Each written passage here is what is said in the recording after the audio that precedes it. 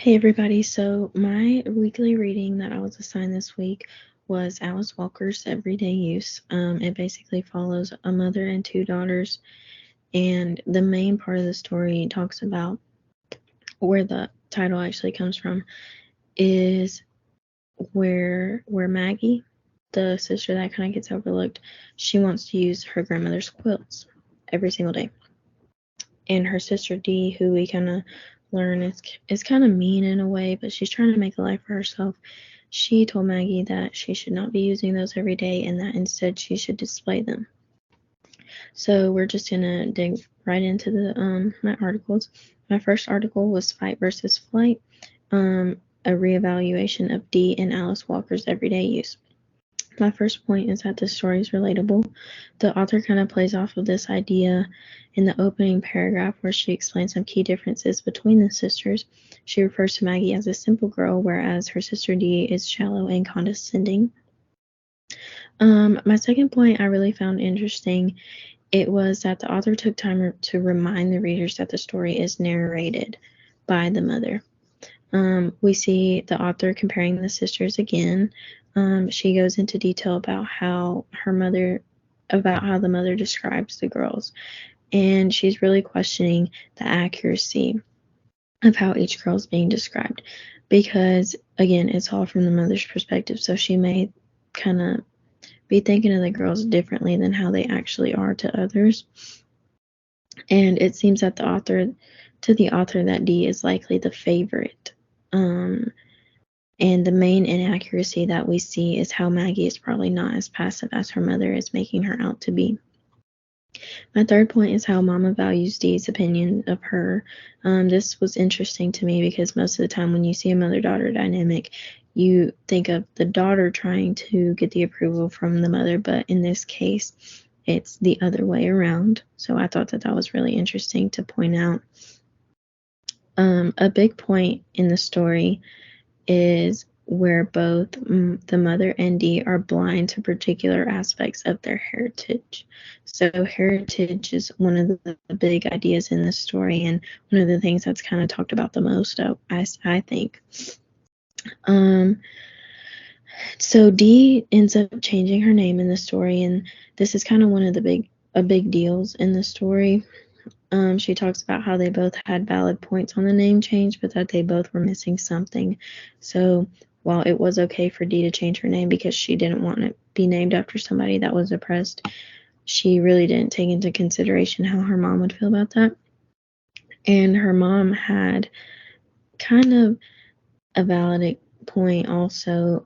It hurt her, one, because as a mother you name your child something that is important to you, and she thought that she was honoring the people of their past, when in reality she was being blind to the fact that she named her daughter after somebody that was being oppressed. And Dee actually ended up telling her mom that if she didn't want to call her by that name, that was fine. My last point for this article was that even though the mother really doesn't understand Dee and her ways, she admires her warrior-like personality. Dee is a fighter. She went to school to get an education so that she could make something of herself. And I think that jealousy kind of plays a role in how people see her, because she went out and she got out and she is doing something with her life rather than being at home like she's expected to be and growing up where her mother where she was born into. My second article is called Antagonized by the Text, or It Takes Two to Read Alice Walker's Everyday Use. The first point from this article was that the author really digs deep into unpacking the issues with how Dee appears from the surface versus what she's really like. So since this is based on her mother's point of view, we really only see what her mom wants us to see, not necessarily how Dee is deep down. And a few of the other authors that have read this story have had criticisms on it too, and you can kind of see two sides to that story. So whereas Susan Farrell from my first article, she kind of sees the bright side of things in regard to Dee, there's other authors like Houston Baker, Charlotte Pierce Baker, and Nancy Tutton who really don't see that good side of her. My second point is that the author really feels bad for Dee from this article. She feels bad for Dee because she's really not given a chance to be liked. And though she has some traits that are very unlikable, deep down she really is a champion. She's a strong Black woman, and I think she really doesn't have the chance to be liked because her characteristics are really making her seem like a bad person, when in reality she's just trying to make something of herself. This really goes into the third point, where the real Dee is concealed. We never really dive into the bright side of things, but instead focus on all the bad parts. And every time a good thing about her comes out, her mom kind of downplays that. So then it takes me into my fourth point, which is if the story were narrated by somebody else, maybe the reader's view of the characters would be different. Maybe Maggie wouldn't be so quiet, or maybe Dee wouldn't be such a mean person if it was narrated by somebody on the outside versus their mother. My fifth point is that even though their mom worked really hard with the church to be able to put Dee through school, she uses it kind of like somebody would say a backhanded comment. She put her through school because she wasn't able to go to school herself, and she kind of holds that against her to an extent. My last article was called Heritage and Deracination in Walker's Everyday Use. This one kind of looks at things differently. This focuses a lot on the symbolism in the story.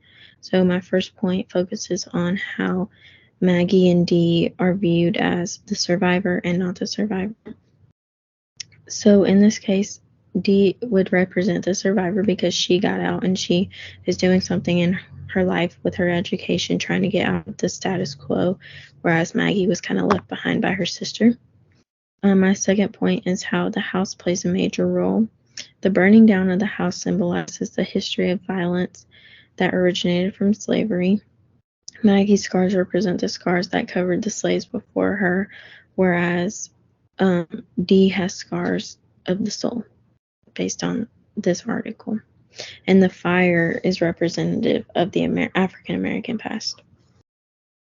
My third point is that each character represents a house. The first house is the one that burned, and that would be Maggie. The second house is the one that provides for the two that survived the fire, and that would be the mother. The third house is the family's heritage. What's odd to me is that Dee is the third house in this story because she's the one that's kind of trying to preserve her heritage instead of living through it and trying to be a part of the heritage.